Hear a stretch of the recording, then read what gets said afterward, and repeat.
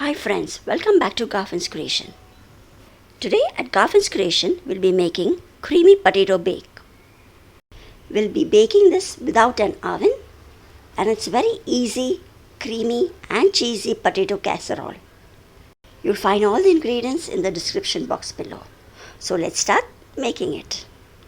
So these are all the ingredients that will go into the recipe today. I have taken 400 grams of potato, that is around 5 medium size, which are boiled, 3 cheese cubes. To make things easier, we'll be using this Knorr Soup packet. Non-vegetarians, you can take the chicken option too. Along with that, black pepper powder, little salt and some red chilli flakes. I will just peel the potato that are boiled and will cut it into slices. I have not overcooked the potato. Since we will be cutting it into thick slices, it's better if it is 90% cooked.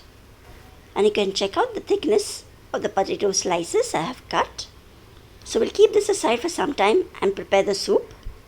I have taken 1.5 cup water, that is 300 ml of water, and will empty the entire content of the soup packet.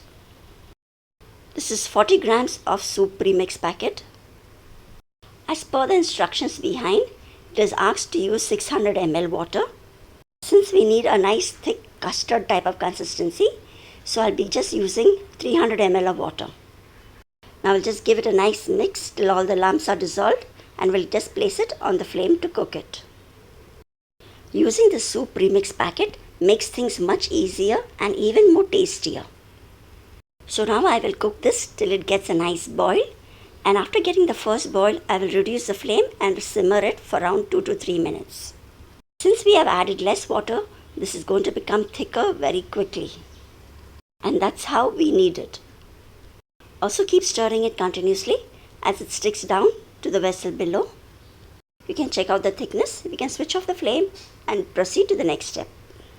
This dish is 6 by 6 inches. You can also use a normal cake pan for this recipe. And I will just lightly grease it all over with some butter. We will now arrange the sliced potato pieces. I'll just create a nice layer of the potato first, and then we'll be adding the other ingredients on it. If you are non-vegetarian, instead of the veg soup packet, you can use the chicken soup premix too. And you can also add some cold cuts or some fried bacons in between the layers and the soup too. So I've just now finished putting the first layer of the potato. Sprinkle a little salt, as I have not added any salt while boiling the potatoes. And just a little black pepper powder. Now we will just spread a layer of the soup premix that we had prepared over the potatoes. Since we'll be having 2 layers, I'll be using half the quantity of the soup prepared.